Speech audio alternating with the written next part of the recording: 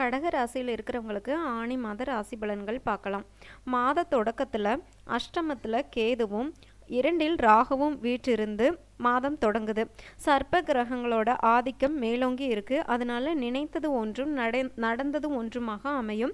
எதையும் திட்டமிட்டு செய்ய இயலாது. உதவி செய்வதாக சொன்னவங்க கடைசி நேரத்தில் கையை விரிக்கலாம். ஊர் மாற்ற சிந்தனைகளும் உத்தியோக மாற்ற சிந்தனைகளும் தலை தூக்கும். விரயஸ்தானத்தில் 3 கிரகங்கள் முற்றுகையிட்டு இருக்கு. ஒன்று பார்த்தீங்கன்னா சூரியன், 2 யோகாதிபதி செவ்வாய், 3 விரையாதிபதி புதன். மேற்கண்ட 3 கிரகங்களும் விரயஸ்தானத்தில் இருக்கிறதுனால வரவை காட்டிலும் செலவு கூடும். ஒரு சில சமயங்களில் ஆடை ஆபரணங்கள் மற்றும் விலையுயர்ந்த பொருட்களை விற்கும் சூழலும் வரலாம். வீண் விரயங்களில் இருந்து விடுபட வேண்டும் என்றால் சுப விரயங்களை மேற்கொள்ள வேண்டும். அந்த அடிப்படையில் கல்யாண வயதில் பெண் பிள்ளைகள் இருந்தால் அதற்குரிய சீர்வரிசைகளை வாங்கி சேர்க்கலாம். குடியிருக்கும் வீடு பழுதாகி இருந்தால் அதை பராமரிக்கலாம். பயணங்கள் அதிகரிக்கும். உத்தியோகத்தில் இருக்கிறவங்க பதவி மாற்றத்திற்கோ லாகா மாற்றத்திற்கோ ஏற்பாடு செய்திருந்தால் அது வெற்றிகரமாக நடைபெறும்.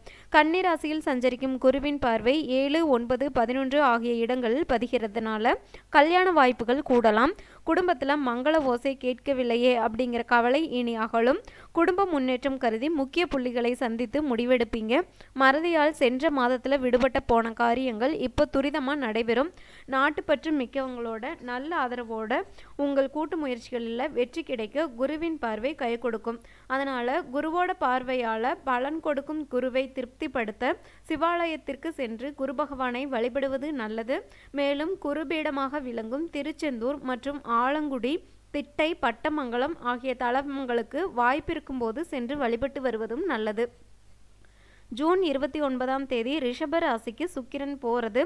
4, 11 ஆகிய இடங்களுக்கு உங்கள் ராசிக்கு அதிபதி சுக்கிரன். அவர் லாபஸ்தானத்தில் சஞ்சரிக்கும் போது எதிர்பார்த்த தொகை இல்லம் தேடி வரும். மதிப்பும் மரியாதையும் உயரும். மாற்று கருத்துடையோர் மனம் மாறுவர்.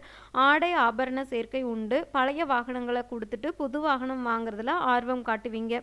3, 12 ஆகிய இடங்களுக்கு அதிபதியானவர் புதன்.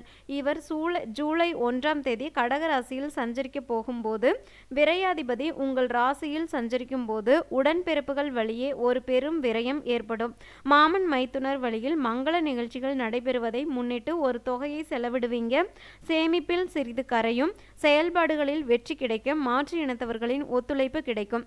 ஜூலை 12ஆம் தேதி கடகராசிக்கு செவ்வாய் போறாரு. அது பார்த்தீங்கன்னா செவ்வாய்க்கு நீச்ச வீடாக இருக்கிறதுனால ஒரு சில காரியங்கள் முடிவடைகிறதுல தாமதமாகலாம். தாமதங்களை தவிடுபொடியாக்க இறைவனின் துணை நமக்கு தேவை அப்படிங்கிறதுனால சுய ஜாதக அடிப்படையில் தேசா புத்திக்கு ஏற்ற தெய்வங்களை தேர்ந்தெடுத்து வழிபடுறது நல்லது. அரசியல் மற்றும் பொதுநலத்தில் இருக்கிறவங்களுக்கு பொறுப்புகள் மாறலாம். திடீர்னு வீண் பழிகள் கூட வந்து சேரலாம். உத்தியோகத்தில் இருக்கிறவங்களுக்கு நீண்ட தூர பயணங்கள் உருவாகும். ஆணி திருமஞ்சனத்தன்று நடராஜனை வழிபடுறது ரொம்பவும் சிறப்பு. பெண்களுக்கு பார்த்தீங்கன்னா மாத தொடக்கத்தில் விரயஸ்தானம் பலம் பெறதுனால குடும்ப சுமை கூடும். கொடுக்கல் வாங்கல்களில் ஏமாற்றங்களை சந்திப்பீங்க. பொருளாதாரத்தில் நிறைவு ஏற்பட்டாலும் மன நிம்மதி இருக்காது.